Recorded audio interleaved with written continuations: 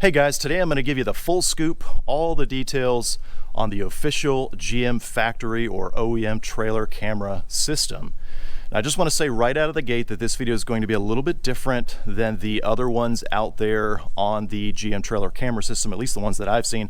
Most of them seem to showcase the GM transparent trailer camera view, where it kind of makes the trailer invisible as if you're looking out the back of your truck and the trailer is almost invisible. And it seems like most of the videos focus on that particular feature.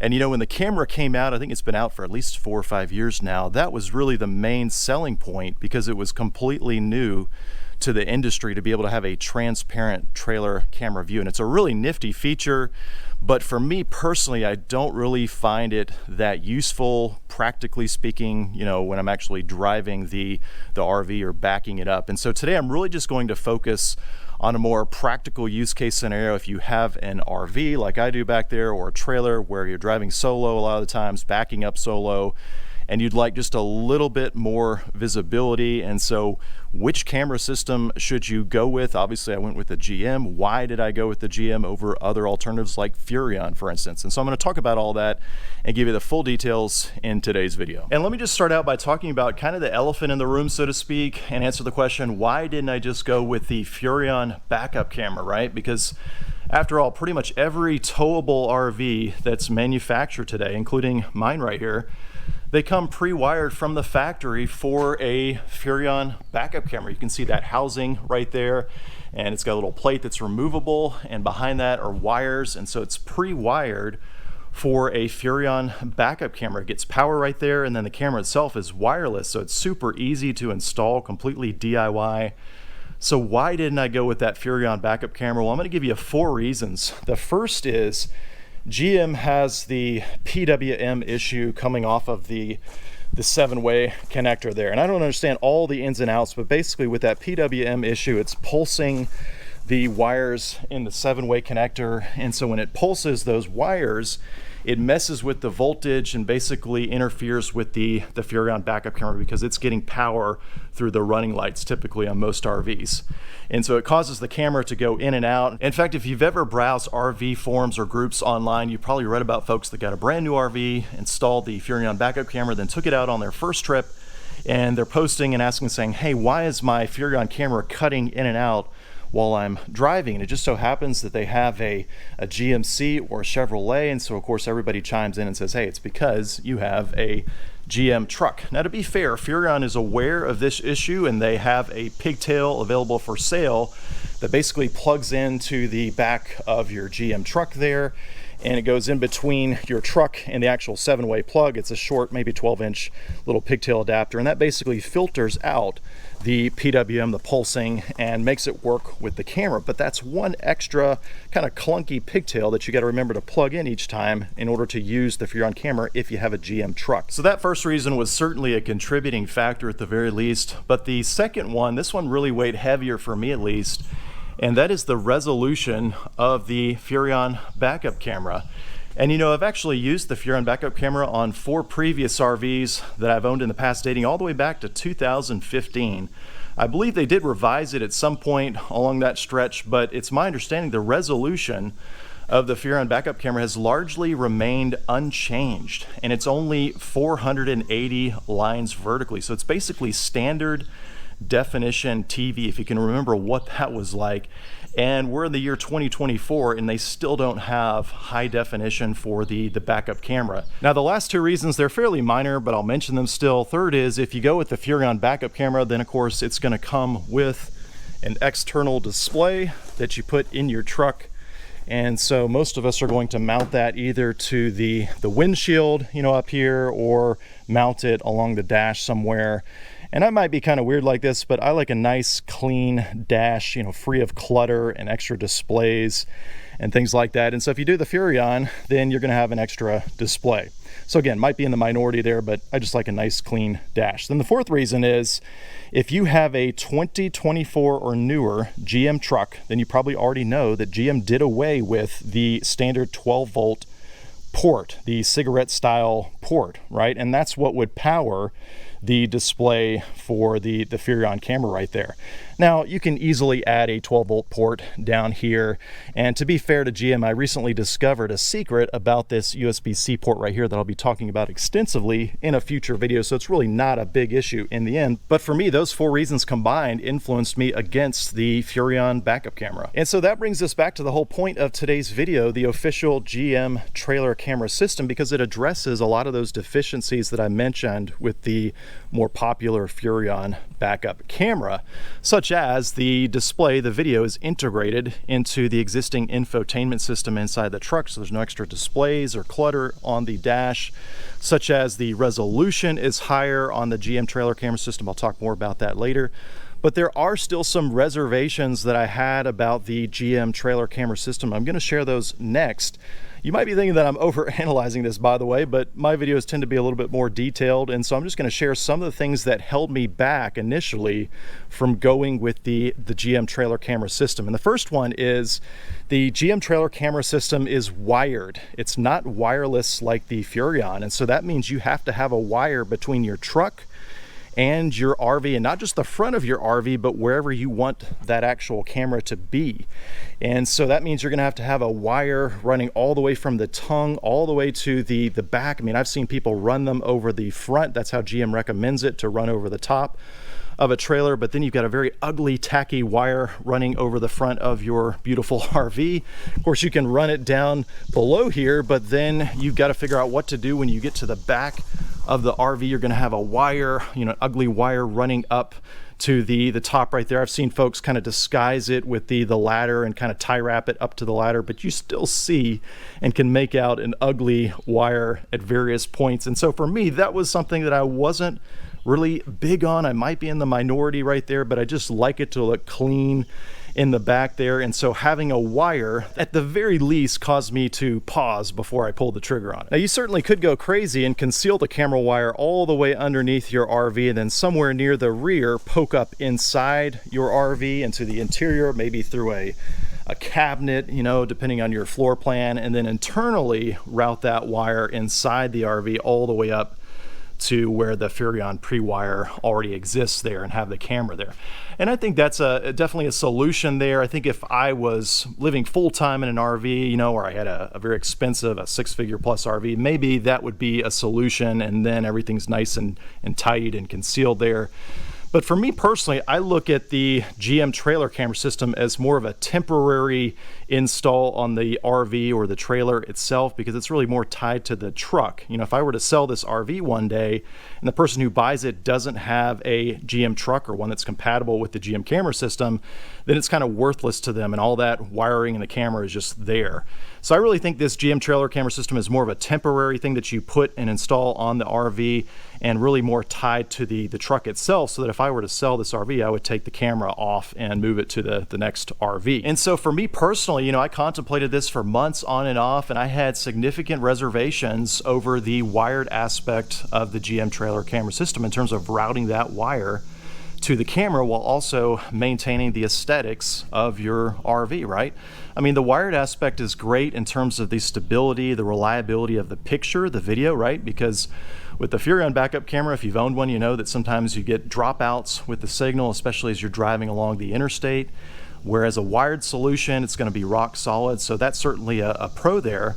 But then the other major reservation that I had was the price. I mean, the GM trailer camera system, the list price is north of $700 for a single camera by the time you factor in the shipping and the taxes, right? You can buy from a discount supplier and end up in probably the mid 500s, just under 600 with taxes and shipping. But still, for someone like myself that's more of a weekend warrior, just using the RV on the weekends here and there, that's a lot of money to tie up for a camera system that I'm only using, here and there. Well, in the end, obviously I decided to go with the GM trailer camera system, and you may have already spotted it in the video. It is mounted down here at the bottom of my RV, which I'll admit is a very odd location to mount a backup camera. I don't think I've ever seen anyone mount any RV backup camera all the way down here at the base of the RV. This is actually 26 inches off the ground, and I'll talk more about that odd position and location and why I put it there and show you what it looks like. But let me talk about the price, because like I said, that was a major factor that I delayed purchasing this particular camera. And it just so happened one day that I logged into my GM Rewards account. I completely forgot about it, but I logged into the account and there were several $100s worth of rewards sitting there, combined with the fact that GM actually put this trailer camera on sale or on a promotion where it was 20% off. So all that combined with the GM Rewards, it brought the price of this camera down to about $300 for me personally. So definitely check your GM Rewards account. This is mine here after depleting it when I bought the camera, but you can see even buying the camera, I guess, got me some extra points there, 838, which equates to $8.38. I've only been a member since 2019. I've only bought 2 GM vehicles over that time period. I've never taken a GM vehicle into service, and paid for service or maintenance or bought extra parts.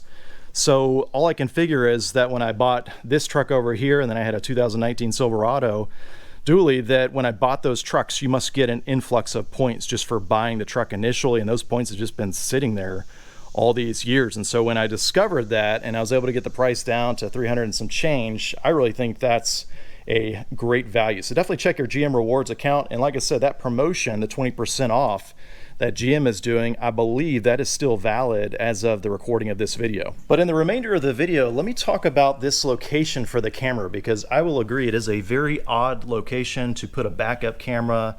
And then I'll also talk about my likes and dislikes. So first up, the location. If you've been tracking throughout the video, my goals were I didn't want to be poking extra holes into the sidewall of my RV. I didn't want any exposed wires, even wires, tracing up the ladder. I didn't want any of that. I wanted something that looked very clean. And so that is ultimately why I settled on putting the camera down here. In fact, there aren't even any holes in this part of the frame right here, the steel. You can see that I actually used some rare earth magnets that have a post, basically a threaded post that then I use to mount the camera to. And these are very strong. You can see I'm wiggling this here with a lot of force and it's not sliding or moving at all. And I just used 2 of those. I'll put links to those, by the way, down in the description below, but it just looks very neat and clean and it just kind of all blends in. You really don't notice that the camera is down there. And then as far as the wiring goes, because it's down here, then it's super easy to route that wire. GM gives you this really nice loom around everything to protect it. And then I basically just bought some P-clamps and used the existing bolts that are holding up the underbelly right here, and took out those bolts and slid the P-clamp up into there and then reattached the bolts. So there's no new holes or screws or anything like that. It's just these P-clamps with the rubber inside to protect the loom and the wire. And I basically just secured it all the way to the front of the RV at the tongue right there. And that way this is nice and secure. It's not going anywhere and nothing is permanent. At the end of the day, if I sold this RV, I could easily undo those P-clamps, take everything down. There's no holes or anything permanent left on the RV. Now let me show you what it looks like up front here at the tongue. The wire that GM gives you is super long for the camera. It's, I think, over 60 feet. And so for a smaller RV like mine here, I probably only needed about 26, 27 feet with some extra slack to the front. And so all that surplus wire is coiled up and it's nice and neat under the front right here. You can see it all up there so that it's not going to fall down or anything. But then I just followed a nice path right here, and again, it's got that loom around it, and then joined the 7-way and put a nice big beefy loom around everything. And then here's what the actual connector looks like from GM. They give you a little dust cover right there. I went ahead and put some dielectric grease in there to keep everything nice and clean there. But this is what the trailer plug looks like that plugs into the back of the truck on your GM truck that's equipped with that trailer camera option. It's got some O-rings there on the connector and some little grab handles right here so that you're not grabbing on the cable itself when you're connecting and disconnecting. But overall, it's a very high quality setup provided from GM. And I'll give you some close-up views of the actual camera and the mount itself right here. The mount is metal. It does have a directional arrow pointing up right here, and then on the camera itself, it does have top. so that you get it in the proper orientation. And you can kind of see the shape of the mount. It does have everything sloping upward right here, and for most people that camera is going to be tilted down further, and you can do that by adjusting the star drive screw right here, loosening that up, and then it kind of clicks into different positions to get the angle just right. I did experiment a little bit. You could flip this and disregard the arrow right here and basically take the camera out and turn it around, and that works too. But for me, the way I mounted it up here, I really wanted it up as high as possible, and so that's why I kept it in that upright position there. Now I kind of took a risk, like I said, by mounting it down this low, because I've never seen anybody do that before, and I just didn't know if the view itself would be worth it, right? Because at the end of the day, if I can't see what I'm trying to see through this backup camera, it's kind of a waste. And so let me show you what the video actually looks like coming off of my camera. I was surprised how decent the view actually is. Even though the camera is mounted fairly low on the RV, I can still see everything that I was hoping to see out of the back of my RV. You can see the field of view. It's very wide. In fact, it's been a while since I've used the Furrion camera system, but I almost think the GM system is wider in terms of seeing side to side there.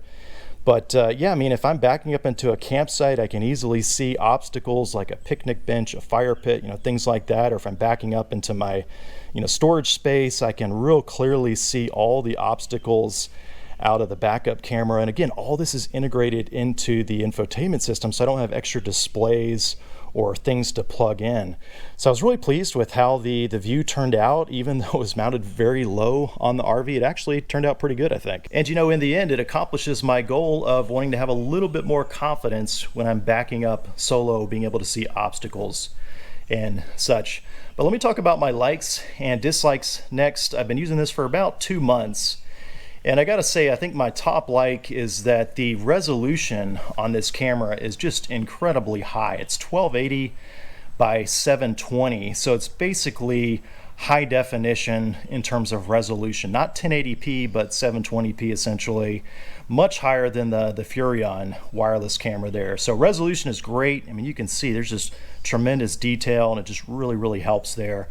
I also like that because it's wired, the speed, the refresh rate of the video with the Furrion, sometimes there was a delay, sometimes it would drop frames. Here, you're getting that instant live view. It's just very seamless, very smooth, and that's really nice compared to a wireless option. I also like the wide angle. Like I said, I think it is a little bit wider compared to the Furrion backup camera, but I mean, it just gives you really good visibility side to side, even if you're putting the camera in an odd position like I did down low right there. Of course, the seamless integration with the infotainment system there, just no clutter, being able to see everything right there on the 13.4 inch screen in your truck. I mean, that's really nice. I like how you can also do the combo view with the side view and then the rear overlaid together. I think that's a really helpful view. And speaking of different views, at the beginning of the video, I did mention the GM transparent trailer camera view. It is a very nifty feature, but for me personally, I just don't find it that useful at a practical level. And so I haven't even bothered to see if I could set it up, because technically you're supposed to have the camera mounted up quite a bit higher there for the transparent trailer camera view to work. So I don't know that it would even calibrate where I've got it down here. Maybe I'll try that in the future, but it's still nice that I can do the side views with the rear overlaid on top. Really, for me, that and then just the full rear view, those are the ones that are most useful to me. And then last like I'll mention is that given this is a wired camera right here, I have had zero connectivity issues. Every time I've taken it out for towing on trips, it always works the first time. I've never had to disconnect it or reconnect it. Never had issues with the video, cutting in and out, nothing. I mean, it has been completely reliable and stable, and so I really like that a lot, that the system works and it doesn't appear to be glitchy. All right, well, let me talk about my dislikes, and I really only have 2 main dislikes. The first is, given that the GM trailer camera here, it has such a wide field of view. I mean, you're seeing everything side to side. It's just a really wide field of view, and that's really great for visibility. But it can be very hard to judge how far away you are from something. Everything appears very small in the video in the screen compared to what it is in reality, and so it's hard to gauge that depth. Part of that could be due to the location where I mounted the camera down here compared to if it was up high, right? So part of that could be my fault.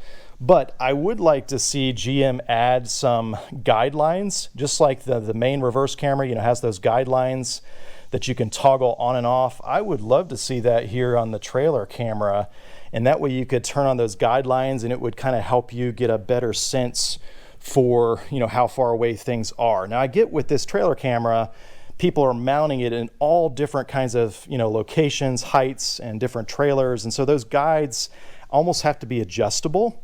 And so I can understand why GM didn't maybe do it right out of the gate. But I've had aftermarket car radios before that supported backup cameras, and it would allow you to manually kind of adjust those guides, those backup guides, based on the location of your camera. And so I think GM could probably incorporate something similar without making it too complex, where you could turn on those guides and it would at least give you some sense and maybe some adjustment where those guides fall to kind of help you gauge how far things are on the camera there. And then second dislike I'll mention, and guys, let me know if you agree on this one, but when I'm hooked up with my RV to the back of the truck with the 7-way connector and then the wired trailer camera connector, and then I shift into reverse on the truck, it always defaults to my tailgate backup camera and the 360 around the truck, right?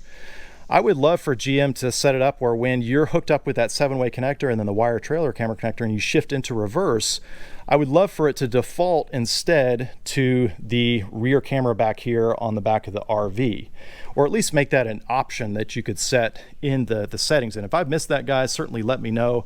But I just think when I'm towing, every time I shift into reverse and I'm hooked up, I really don't want to see what's directly behind my truck. I can't think of a situation where that would be my first, you know, go-to view.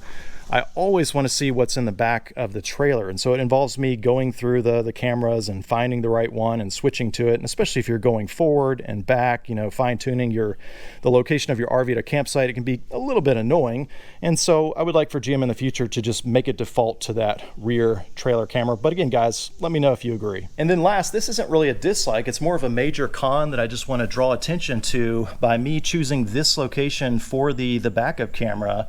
If you have an RV that has a 2-inch receiver on the back of it, like many of them do, and you choose this location for the backup camera, if you actually make use of this, you can see I can slide something into this tube. It's not impaired by the actual camera itself, but the moment that I do, whether it's a bike rack or a storage tray, that's pretty much gonna ruin or at least obscure the view of this backup camera right there. And so that is a major con to point out.